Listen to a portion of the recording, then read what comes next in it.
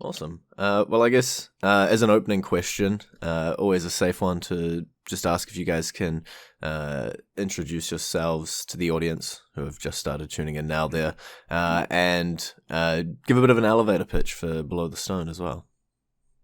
I'm Mike Carroll, the president of Strollart and the main producer, the lead producer, artist, and designer for Below the Stone. So if you have any questions Below the Stone related, I'm the guy to come to. And I don't know if Scott wants to introduce himself before we get into Below the Stone first, but that's up to him, I suppose. Yeah, I'll do it real quickly. Yeah. Scott Miller. First game was Kingdom of Cross back in 1987. Boom. Yep. And Below the Stone was really a sort of a really weird tale to begin with, like all the way since the beginning. We didn't even start. Usually, indie games start with a design document. We chose to when I originally came up with the concept for Below the Stone, it was just some core elements. We were thinking, all right, this is going to be a roguelike. There's going to be procedural generation, and each time you descend into the caves, it's going to be a completely new cave system. So if your character dies, you don't get to go back and find your stuff. It's going to be locked down there forever. So it's going to be something where players are going to have to really decide what items they want to bring under the surface. And it's something where we wanted to make it so there is this core element of every descent is going to be a new adventure. And obviously you touched on the roguelite element there. So it's going to be something that you're hopefully going to be playing over and over and over and over. Yeah. How much focus has been put on that sort of gameplay to make sure that you are drawing people back in to descend again and again?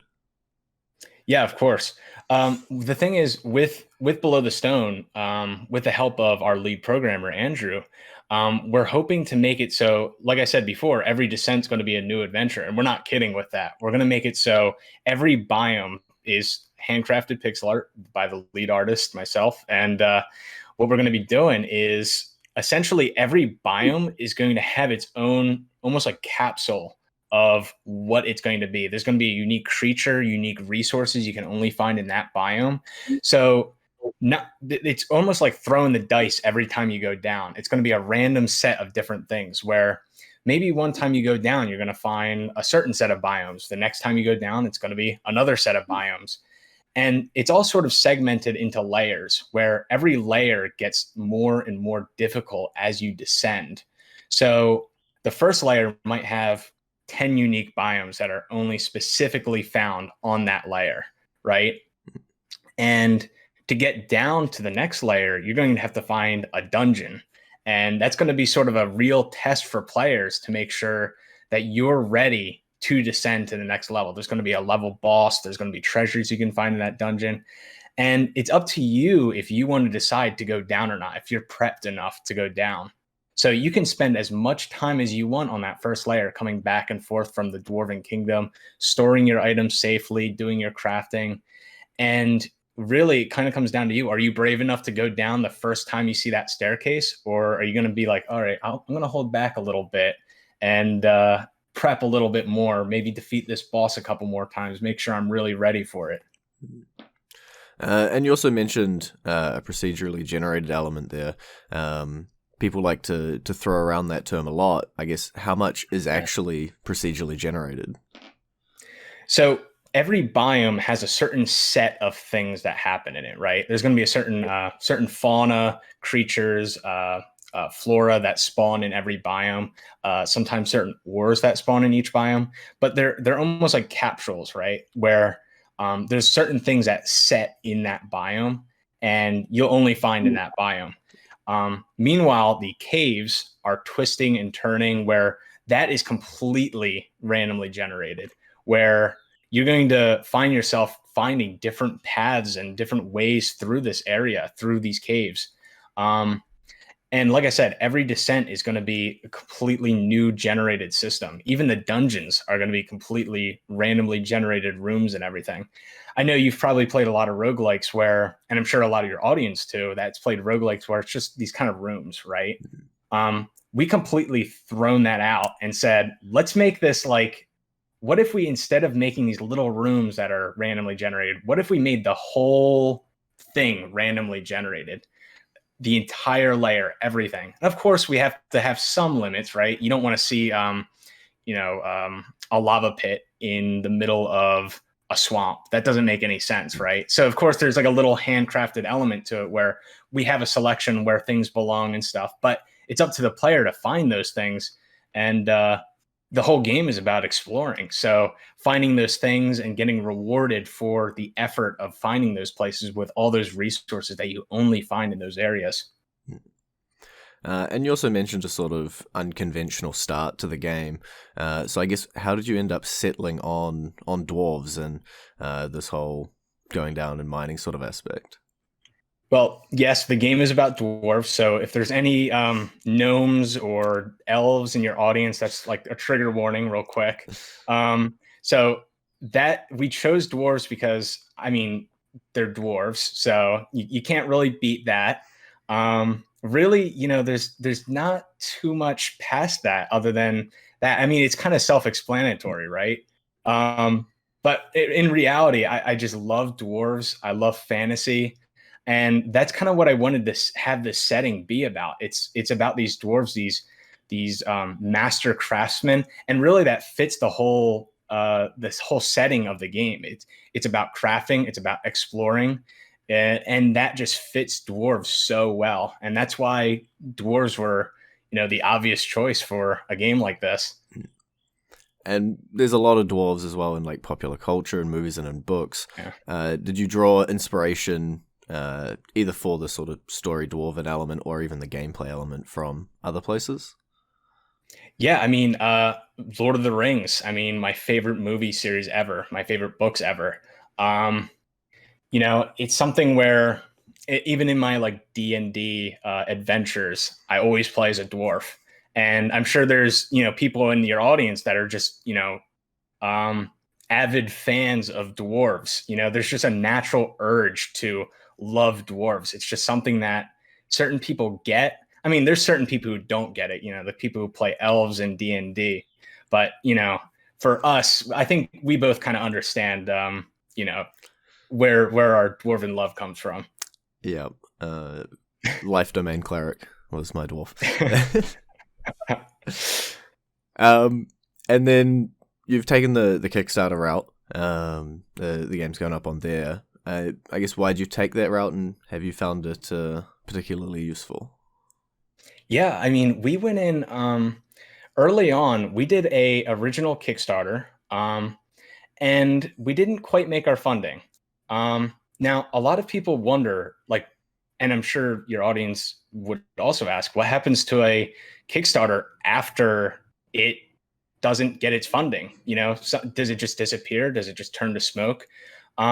Really, we decided to make this what ended up in our mind a massive success.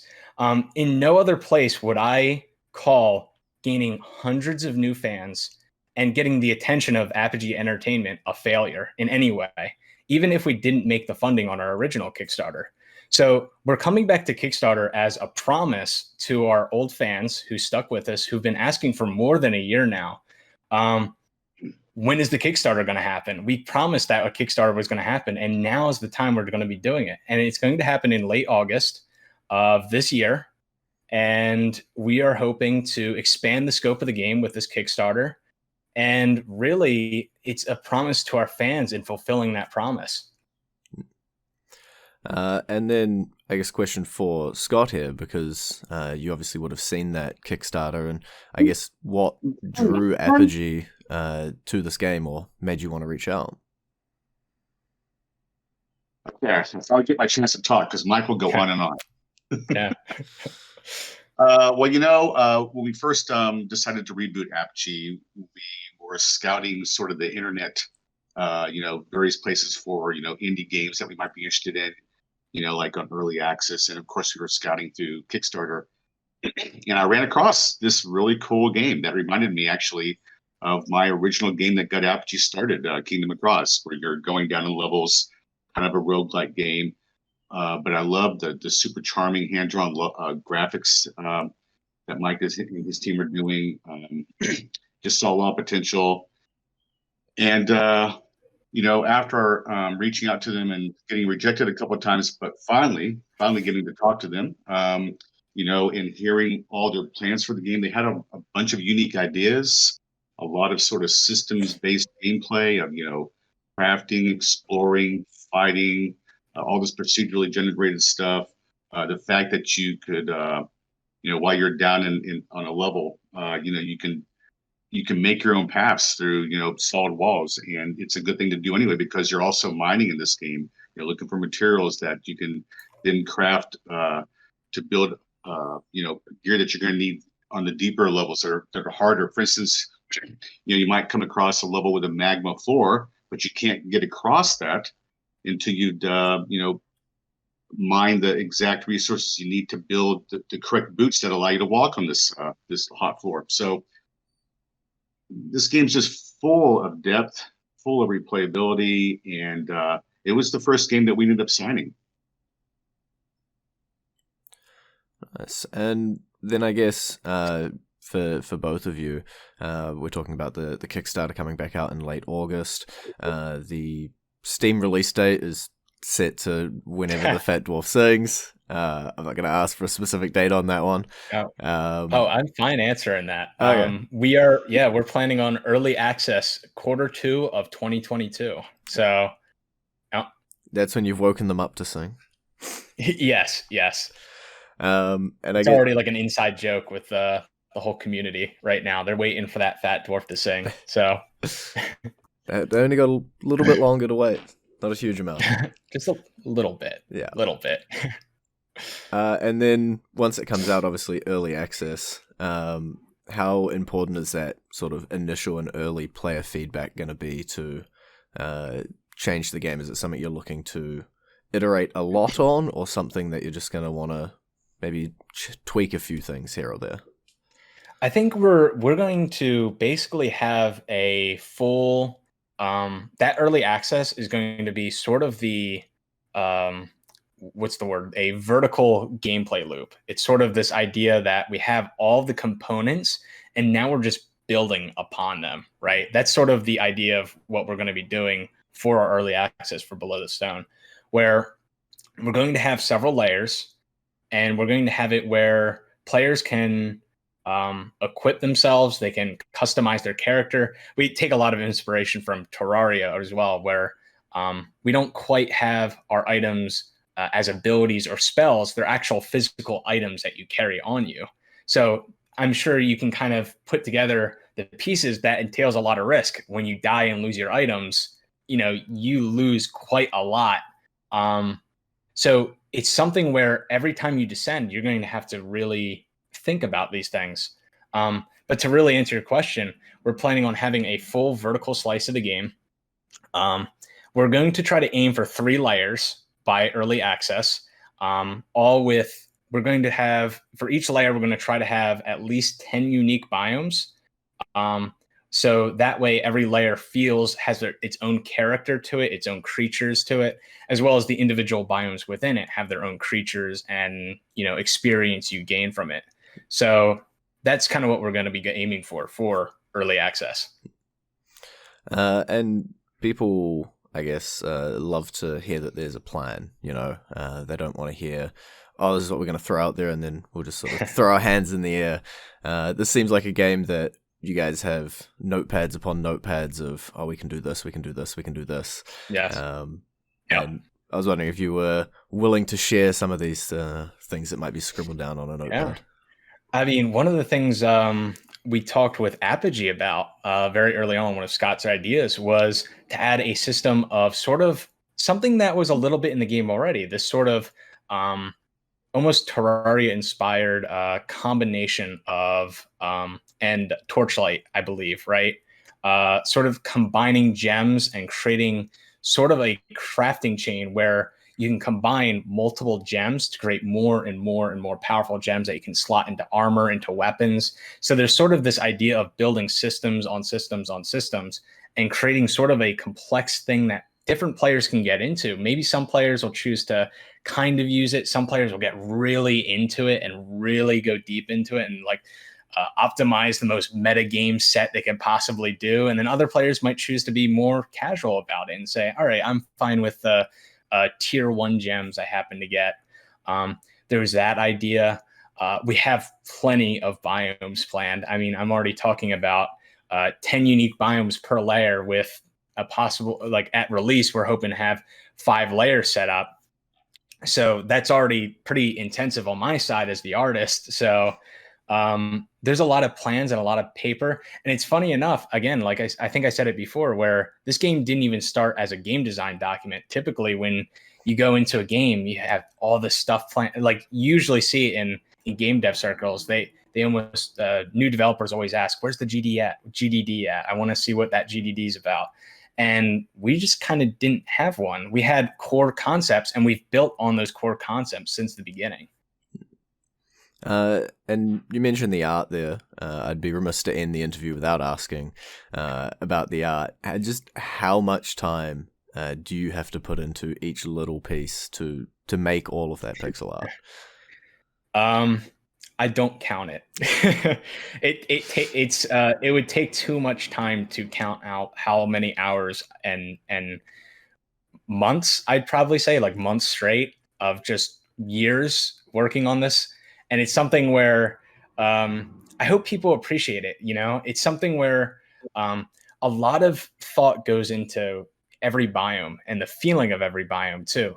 I'm even down to the point where I'm creating new. Usually when people make art for a game, they almost want to, you've seen it in games before, and I'm sure everyone in this call have seen it before in games, where you'll have a slime, right? And then in a new area, you'll have a blue slime. And the next area, it's a red slime. And the next area, it's a purple slime. And you're like, I've seen this before, you know? And it's something where in our game, we want to make it so every area has something unique to it. And I mean like actually unique, not a red slime, a blue slime, a green slime.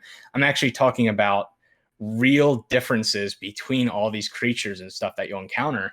And I want it to be something where I hope people appreciate that, because I'm even thinking about that to the level of the rocks you see on the ground, where I want to have certain rocks and boulders that you only see in one area, but you'll see different shaped boulders and rocks in a different area.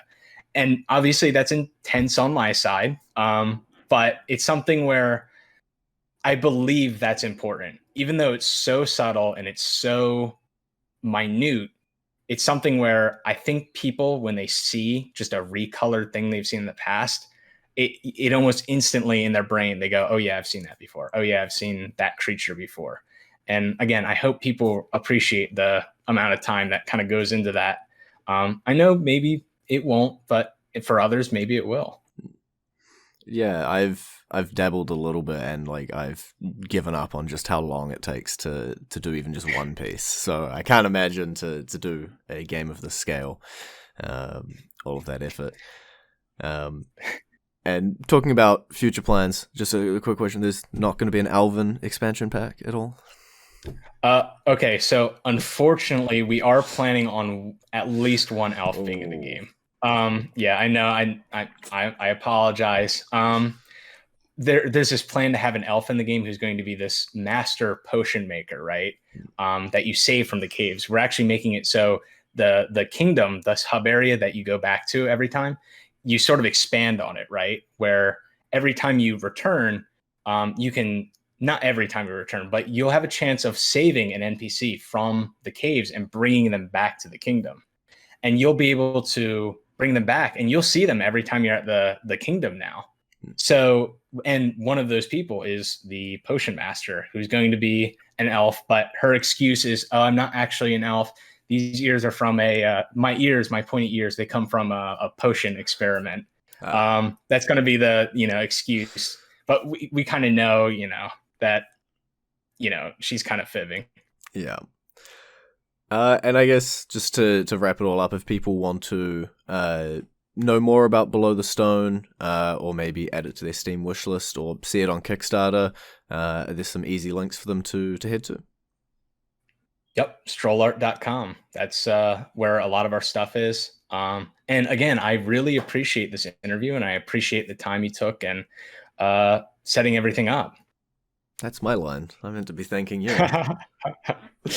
Well, I try to change things up a little bit, you know. I again, I really appreciate this interview, you know, and the amount of time you went into this, and the questions you gave. And I can tell, you know, you're an avid dwarf lover yourself, and you can appreciate, you know, dwarven culture. So, yeah.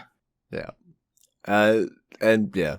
You've shaken me by stealing my line, so I'm just going to repeat the line and just say thank you very much for coming along. Yeah, no problem. The feeling is mutual. We'll go with that. Yeah, I'll copy paste your line and just put it there. Yep. All right. Awesome. Yeah. I'll cut there. Thank you. All right. Cool. I appreciate it. Yeah. It's Grady, thank you so much for your time. I know we're all saying that back and forth now, but Yeah. but as it's been stated, we do appreciate you taking the time to chat with Mike and Scott. So I'll start recording that line, and I can just hit play on the microphone. There you go. That sounds like a good plan.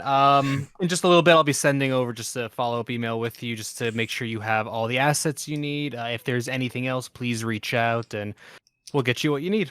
Sweet. Well, thank you very much for your time. Yep. Thank you. Thank you. Cheers. Bye-bye.